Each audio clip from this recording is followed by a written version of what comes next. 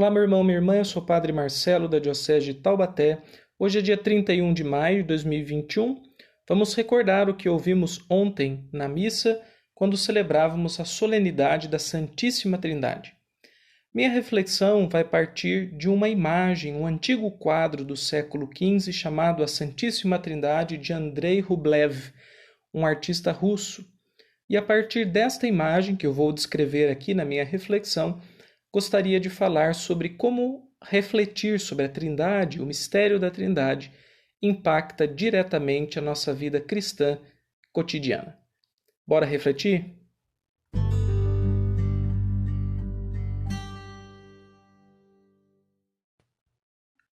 O mistério da Santíssima Trindade é um mistério que é refletido ao longo de toda a história da Igreja, mas que tem o seu marco na reflexão de Santo Agostinho com um livro chamado De Trinitate, isto é, da Trindade ou sobre a Trindade.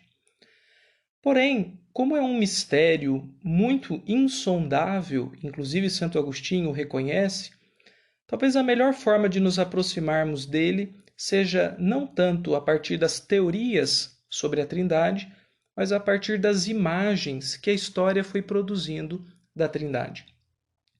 Quando visitamos algumas igrejas ou lemos livros antigos de modo particular, é muito comum encontrarmos a imagem de Deus Pai, Filho e Espírito Santo.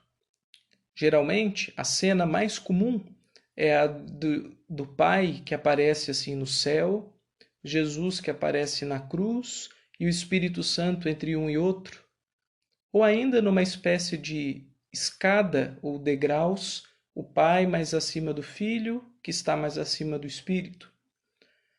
Porém, no século XV, um artista russo chamado Andrei Rublev, um artista religioso ortodoxo, pintou um ícone, isto é, um quadro de tipo oriental, com a imagem da Santíssima Trindade.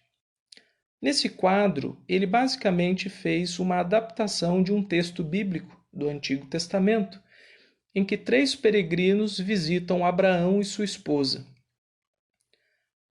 No caso, então, quando você olha o quadro, parece que são 3 anjos sentados ao redor de uma mesa, excluíram as outras personagens de Abraão e sua esposa. Eles têm o mesmo tipo físico, o mesmo rosto, e atrás deles existem algumas imagens, adereços que são complementares a cada uma daquelas pessoas representadas.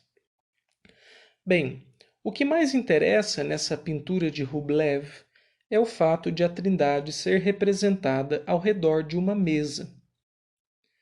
E o mais interessante ainda, do ponto de vista daquele que reza diante desse quadro, é perceber que nesta mesa quadrangular existe um lugar vazio, que é justamente o lugar de onde aquele que está olhando para o quadro vê, como se aquele que olha o quadro fosse convidado a se sentar à mesa da Santíssima Trindade. Que imagem bonita! Imagem bonita porque a Trindade talvez possa ser não explicada, mas bem representada a partir da noção de mesa. A Trindade é esse mistério em que 3 pessoas divinas são, na verdade, um só Deus e não são 3 deuses. Mas como pode 3 pessoas diferentes comporem uma realidade única, uma única natureza? É porque existe entre os 3 uma profunda comunhão. E a mesa é o sinal concreto, talvez mais eloquente, para dizer o que significa comunhão. Quando nós vamos nas nossas igrejas, nós encontramos a mesa do altar, que é onde o padre efetivamente oferece o sacrifício da missa, consagra o pão e o vinho, e depois de onde ele distribui a refeição do pão do céu. Toda a igreja, por mais bonita que ela seja, por mais que ela tenha vitrais, cores, estruturas, por mais que ela seja impressionante arquitetonicamente, toda a igreja existe em função das mesas, que são duas mesas que nós encontramos na Santa Missa, né? Na igreja, enquanto templo físico e nas celebrações. A mesa do altar, que é onde acontece o mistério da Eucaristia, e a mesa da palavra, que é uma espécie de estante, onde são proclamadas as leituras, mas que no fundo compõem uma só mesa.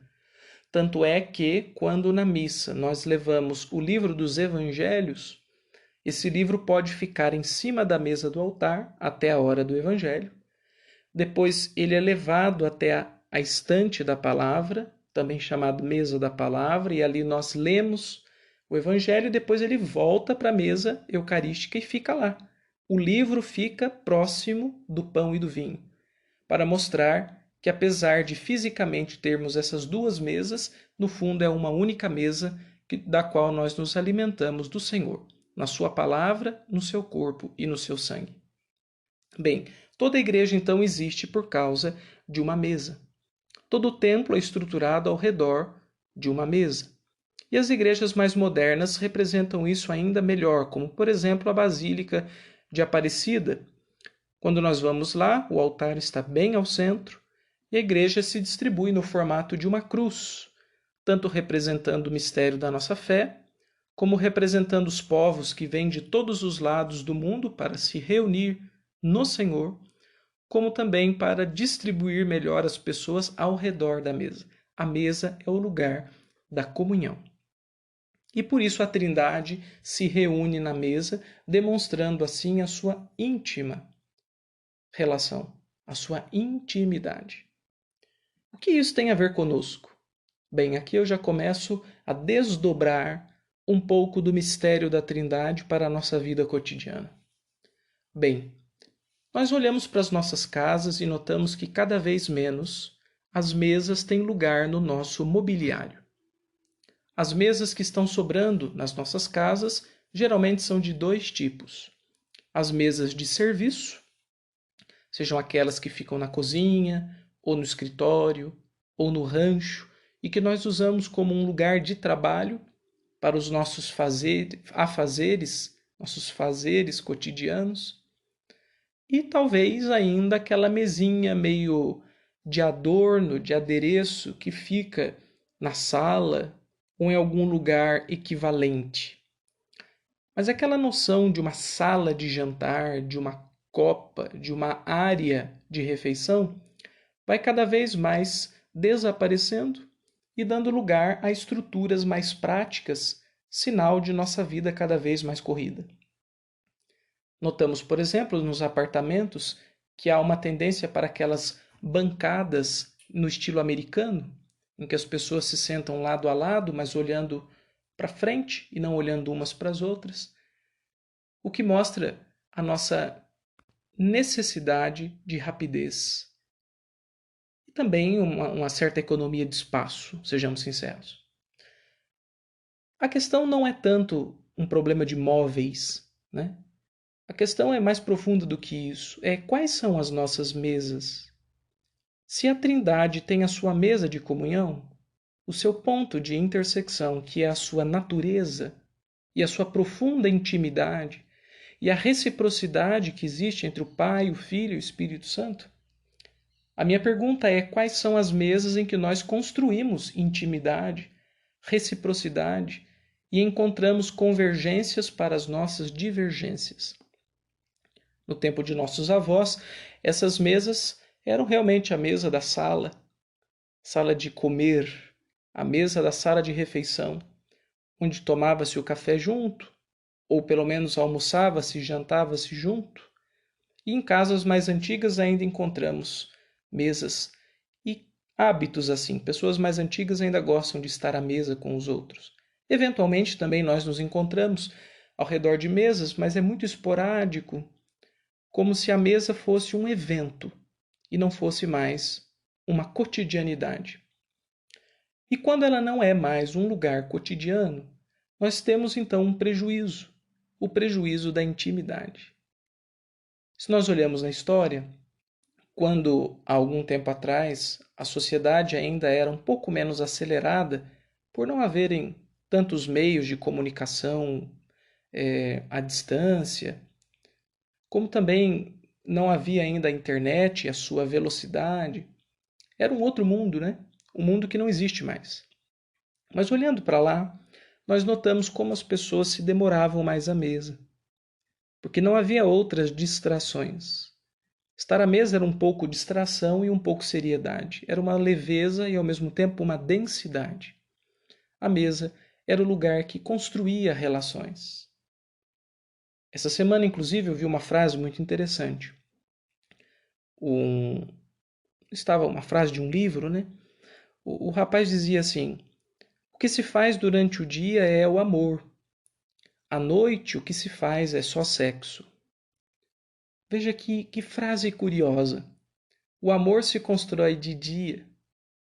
A cama, que é talvez para a nossa sociedade extremamente sexualizada, o lugar da intimidade, talvez o único lugar para muita gente em que exista uma real intimidade, que na maioria das vezes é uma intimidade mais de corpo do que uma intimidade de alma, porque são coisas que não necessariamente convergem. A cama, que é a nossa metáfora de intimidade, na verdade ela não é o espaço privilegiado para isso. A mesa é antes o lugar dos encontros. E quando olhamos antigamente, por causa do ritmo de vida que havia, é claro, por causa dos modelos de sociedade que se tinha, também tem que ser considerado isso, havia um pouco mais essa coisa da mesa. É claro que também havia suas dificuldades. O mundo passado não é só um mundo de mil maravilhas. Mas se olharmos para trás, nós perdemos um espaço de encontro. E o que nós fazemos? É preciso, então, fazer novas mesas. Descobrir quais são os lugares em que a gente pode se sentar junto. Porque sentar-se junto é reconhecer-se, é perceber-se, é escutar-se, é sentir-se, é demorar-se na presença do outro. Se a Trindade tem na sua natureza, natureza divina, a sua mesa de comunhão, nós não temos por natureza a nossa comunhão. Nós temos por esforço, por escolha, por aplicação, por dedicação. Então, quais são os lugares em que isso acontece na nossa vida hoje? Não adianta só olhar para trás e dizer que o mundo era muito melhor antes e de repente ele se tornou um inferno. Não adianta a gente ficar olhando com um saudosismo retrô, muito retrô, e ficar imaginando que a gente vai voltar a ser como eram em 1910, 1870 ou sei lá quando. As mesas não existem mais. O tempo e a experiência do tempo já não é mais a mesma. A sociedade é completamente diversa. O que é preciso então é construir novas mesas. Nesse ponto, temos aqui duas grandes e felizes oportunidades. A primeira oportunidade é que nós estamos celebrando o ano de São José. E São José era o carpinteiro. E o carpinteiro é aquele que constrói também os móveis da casa. Então é preciso, inspirado em São José, que nós assumamos a nossa marcenaria de relacionamentos. O que é certo é que não basta estar na mesma casa, debaixo do mesmo teto, ou no mesmo serviço, ou na mesma escola, para que existam essas mesas. Elas são construídas no coração. Então é preciso que o nosso coração descubra como fazer esses encontros. E São José vai ser o nosso guia, nossa inspiração, nosso intercessor. Nessa construção de novas formas de relacionamento no mundo que a gente vive hoje. Porque o cristão pertence ao seu tempo. Nós não vivemos nem na Galileia de 2000 anos atrás, nem vivemos na Europa de Santo Tomás de Aquino ou de São Francisco de Assis. Nós vivemos no Brasil, no mundo globalizado e acelerado do século XXI. Então, que mesas podemos construir? O certo é que as bancadas americanas não dão conta das relações, porque sentar-se lado a lado e todos olhando para um nada e não sentar-se frente a frente não é a proposta da Trindade. É sentar-se frente a frente, face to face. E ao olhar para o outro, reconhecê-lo e querê-lo, e padecer a presença dele, e amar a presença dele, e desejá-lo, e às vezes não desejá-lo, mas nessa luta do face to face, construir um relacionamento um pouco mais significativo. Para isso, nós temos São José, nossa primeira oportunidade. E a segunda oportunidade é a de ser cristão, porque o cristão, ele por mais que beba da seiva do passado, de toda uma história que temos, mas o cristão também é muito criativo. Ser cristão é inventar, é criar, é recriar. Então, se ainda não sabemos o que fazer, tudo bem. O importante é que a gente tente, arrisque, ensaie, esboce possíveis saídas para essa necessidade. A Trindade é um convite à comunhão e nós estamos na dispersão. Se queremos viver o mistério trinitário, sentemo-nos à mesa com Deus e com Ele aprendamos a construir as nossas próprias mesas.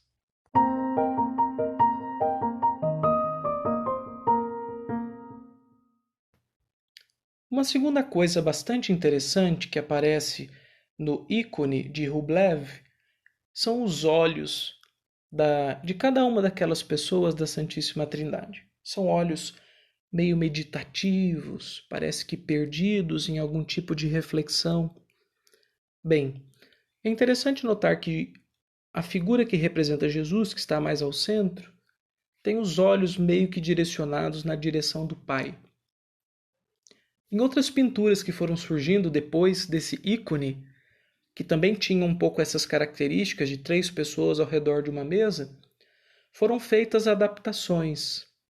E esses olhares foram sendo transformados. De Rublev é mais a figura de Jesus que olha na direção do Pai, mas ainda assim o Pai, o Filho e o Espírito têm olhos mais meditativos do que propriamente recíprocos.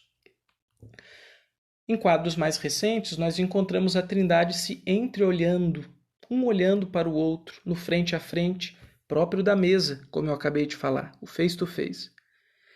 E em alguns até, que eu acho bastante interessante, a Trindade toda olha para nós que olhamos para ela. Então você está diante daquele quadro e você olha e recebe os olhares da Trindade em troca dos seus próprios olhos. Veja que interessante. A mesa é o lugar do olhar.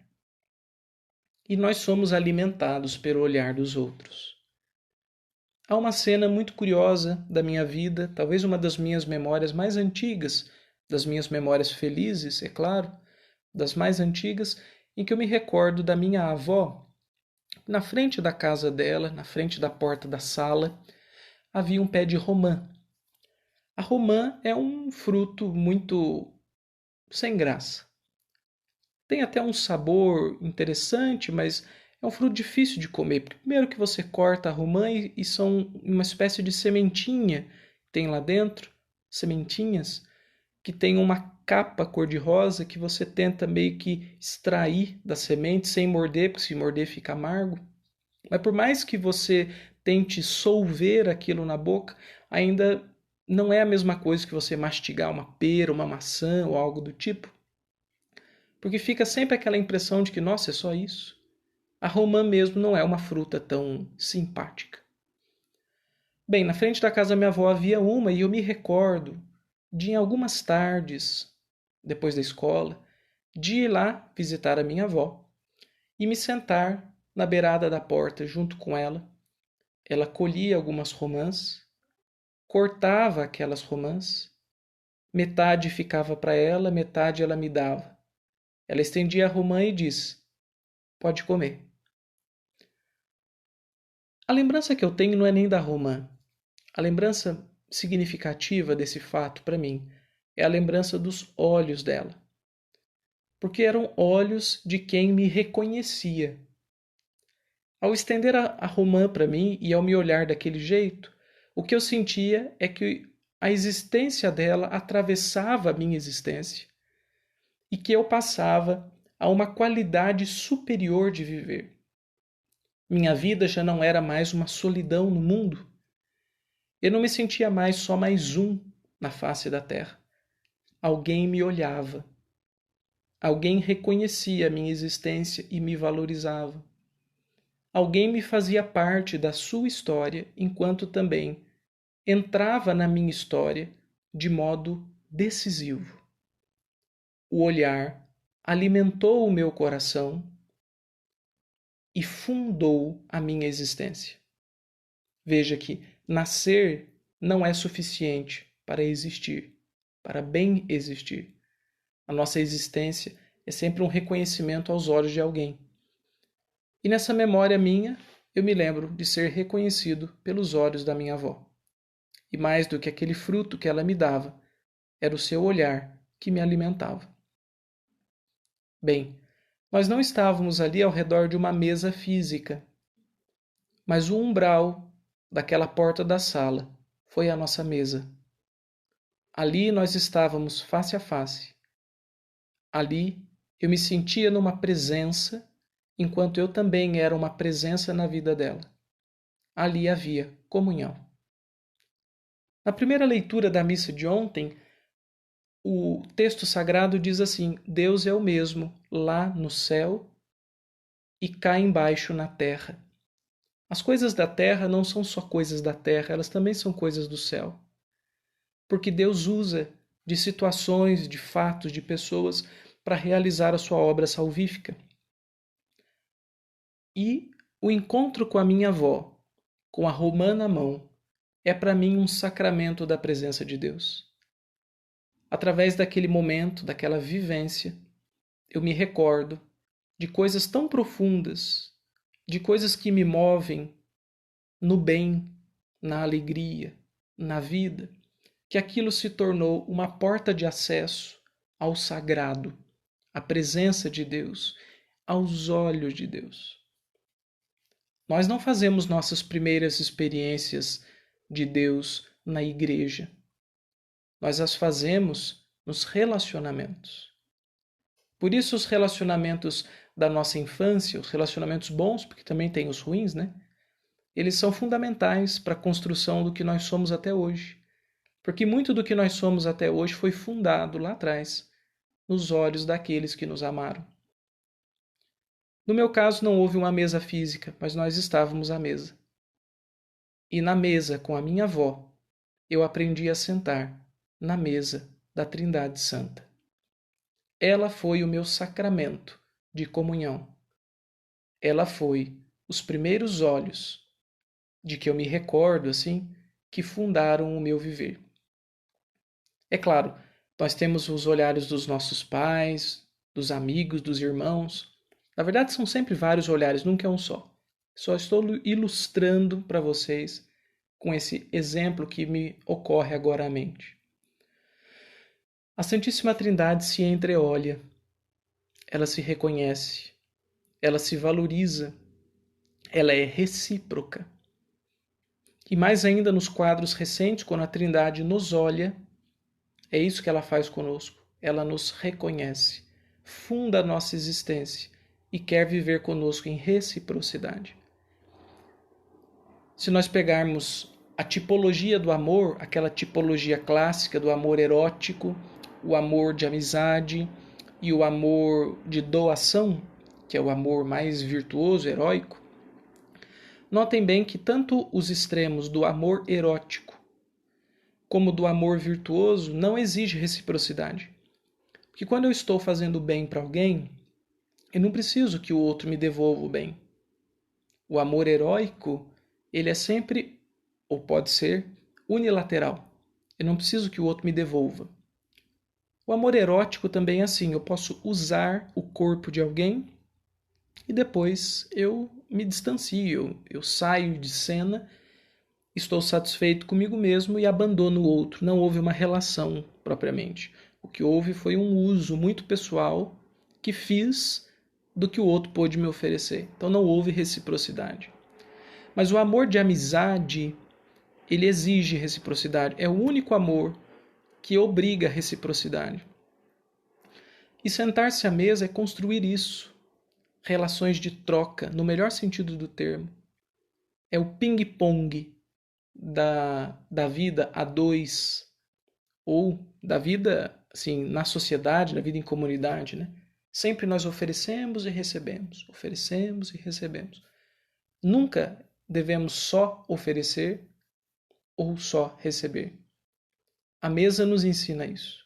Por isso é urgente descobrir quais os lugares da intimidade, da demora, da refeição em que a gente pode deitar demoradamente os nossos olhos sobre os olhos de alguém. Nossas famílias estão precisando de novas mesas. Os pais e os filhos têm que descobrir quais são suas novas mesas, para que haja um encontro realmente fecundo e não apenas dissonâncias, desarmonias e conflitos constantes. Os casais precisam descobrir quais são as suas mesas, senão a solidão se instala mesmo para aqueles que dormem debaixo dos mesmos lençóis. A Trindade nos olha, e no olhar delas aprendemos a força que tem olhar e ser olhado. Por isso, somos convidados a descobrir não só a mesa, mas a redescobrir o olhar. Estar sob os olhos de alguém, existir para alguém, ser significativo para alguém e receber da vida do outro uma profunda densidade de viver.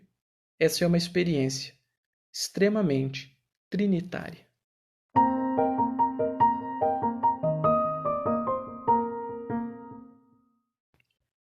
Estamos começando mais uma semana e eu quero convidar a você para um exercício espiritual de marcenaria e de troca de olhares. Gostaria que você, ao longo desse tempo, pensasse com o máximo de criatividade, a todo vapor das suas capacidades e talentos, com a inventividade que lhe ocorrer, de que modo você pode encontrar espaços de encontro para aquelas pessoas, especialmente, que são mais próximas a você. Sua família, seus amigos, seus mais próximos, colegas de trabalho. Até mais para frente podemos pensar na mesa que comporta não só aqueles que queremos bem, mas também aqueles que não o queremos, já que a mesa de Deus é a mesma para todos. Mas por agora fiquemos naquelas pessoas que são geograficamente mais próximas, mas afetiva e espiritualmente estão distantes de nós, porque há tempos não encontramos as nossas mesas. E que você faça dessa mesa um lugar de olhares, que você olhe no olho do outro, no olho da outra, e que nesse olhar haja uma troca de energia vital, uma troca de alma, uma troca de corações, que um respeito profundo, uma amizade sincera e uma autêntica vontade de cuidado brotem desse olhar. O amor nasce dos olhos, o amor nasce na mesa. O amor não se faz na cama, o amor se faz na mesa. E ele não é só para o amante físico, mas ele é para todas as pessoas que nós queremos bem. E na maturidade da fé, até para aqueles com quem temos alguma dificuldade. Quais são as suas mesas? Redescubra-as, invente-as, construa. E ao se sentar nela com aqueles que você quer convidar para a sua mesa, para o seu banquete, demore-se, gaste tempo, fite os olhos e redescubra o milagre da Trindade, o mistério da comunhão.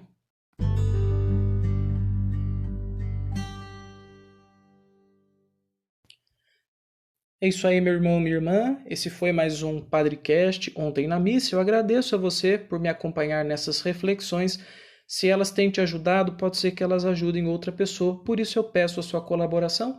Compartilhe esse áudio, seja através do YouTube ou através do Spotify ou outra plataforma de podcast, e que mais corações tenham acesso a uma conversa, que isso aqui nada mais é do que uma conversa do meu coração de padre com o seu coração.